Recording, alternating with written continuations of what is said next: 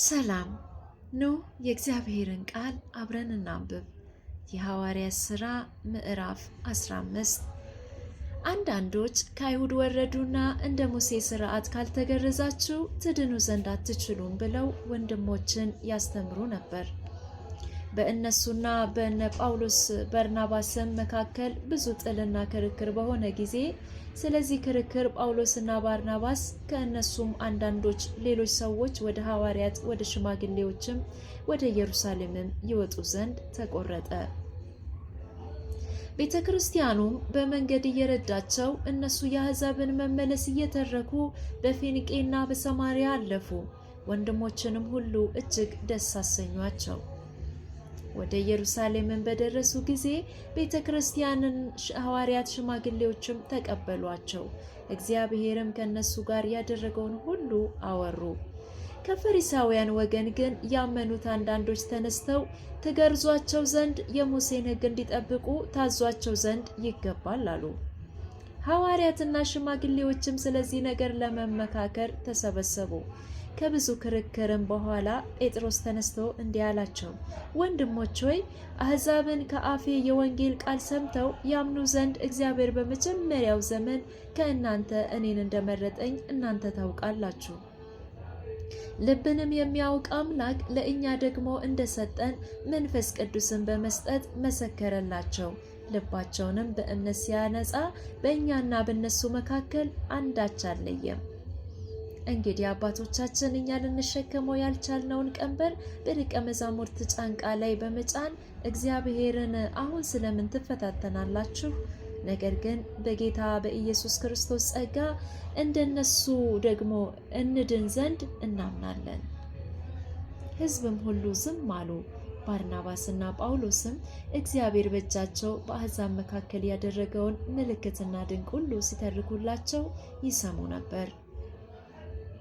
እነሱም ዝም ካሉ በኋላ ያዕቆብ እንዲህ ብሎ መለሰ፣ ወንድሞች ሆይ ስሙኝ። እግዚአብሔር ለስሙ የሚሆንን ወገን ከአሕዛብ ይወስድ ዘንድ አስቀድሞ እንደ ጎበኘ ስምዖን ተርኳል። ከዚህ ጋር የነቢያት ቃል ይስማማል። እንዲህ ተብሎ እንደተጻፈ ከዚህ በኋላ የቀሩት ሰዎችና በስሜ የተጠሩት አሕዛብ ሁሉ ጌታን ይፈልጉ ዘንድ እመለሳለሁ። የወደቀችውንም የዳዊትን ድንኳን እንደገና እሰራታለሁ፣ ፍራሿንም እንደገና እሰራታለሁ፣ እንደገናም አቆማታለሁ ይላል ይህን የሚያደርግ ጌታ። ከጥንት ጀምሮ ስራው ሁሉ በእግዚአብሔር ዘንድ የታወቀ ነው።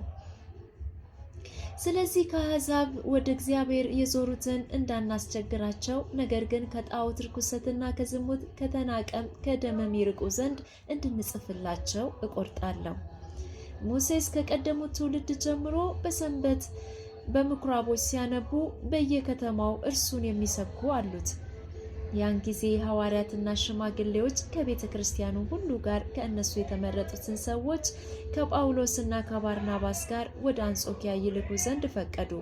እነሱም በወንድሞች መካከል ዋናዎች ሆነው ባርያስን የተባለውን ይሁዳን ስላስ ነበሩ። እንዲሁም ጽፈው በእነሱ እጅ ላኩ።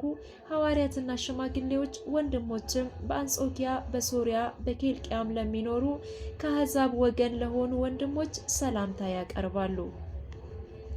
ያላዘዝናቸው ሰዎች ከኛ ወጥተው ትገረዙ ዘንድና ሕግን ትጠብቁ ዘንድ ይገባቸዋል ብለው ልባችሁን እያወኩ በቃል እንዳናወጧችሁ ስለሰማን ስለ ጌታችን ስለ ኢየሱስ ክርስቶስ ስም ነፍሳቸውን ከሰጡት ከምንወዳቸው ከባርናባስ ከጳውሎስ ጋር የተመረጡትን ሰዎች ወደ እናንተ እንልክ ዘንድ በአንድ ልብ ሆነን ፈቀድን። ራሳቸው ደግሞ በቃላቸው ያንኑ ይነግሯችሁ ዘንድ ይሁዳንና ስላስን ልከናል። ለጣዖት ከተሰዋ ከደምም ከተናቀም ከዝሙትም ትርቁ ዘንድ ከዚህ ከሚያስፈልገው በቀር ሌላ ሸክም እንዳንጭንባችሁ እኛና መንፈስ ቅዱስ ፈቅደናልና። ከዚህም ሁሉ ራሳችሁን ብትጠብቁ በመልካም ትኖራላችሁ። ጤና ይስጣችሁ። እነሱም ተሰናብተው ወደ አንጾኪያ ወረዱ። ሕዝቡንም ሰብስበው ደብዳቤውን ሰጧቸው። ባነበቡትም ጊዜ ከምክሩ የተነሳ ደስ አላቸው።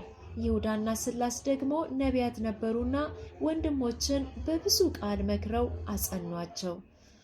አያሌ ቀንም ከተቀመጡ በኋላ ከወንድሞች በሰላም ተሰናብተው ወደ ሐዋርያት ሄዱ።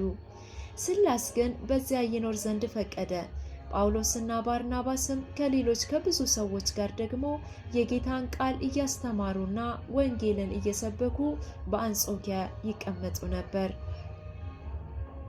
ከጥቂት ቀን በኋላ ጳውሎስ ባርናባስን ተመልሰን የጌታን ቃል በተናገርንበት በየከተማው ሁሉ ወንድሞችን እንጎብኛቸው፣ እንዴትም እንዳሉ እንወቅ አለው። ባርናባስም ማርቆስ የተባለው ዮሐንስን ደግሞ ከእነሱ ጋር ይወስድ ዘንድ አሰበ። ጳውሎስ ግን ይህ ከእነሱ ጋር ሊወሰድ አልፈቀደም፣ ከእነሱ ዘንድ ከጴኔልፊያ ተለይቶ ነበርና ወደ ስራም ከእነሱ ጋር አልመጣም ነበርና። ስለዚህ እርስ በርሳቸው እስኪለያዩ ድረስ መከፋፋት ሆነ። ባርናባስም ማርቆስን ይዞ በመርከብ ወደ ቆጵሮስ ሄደ። ጳውሎስ ግን ስላስን መረጠ። ወንድሞች ለእግዚአብሔር ጸጋ አደራ ከሰጡት በኋላ ወጣ። አብያተ ክርስቲያናትንም እያጸና በሶርያና በኪልቅያ ይዞር ነበር። ጸጋ ይብዛላችሁ።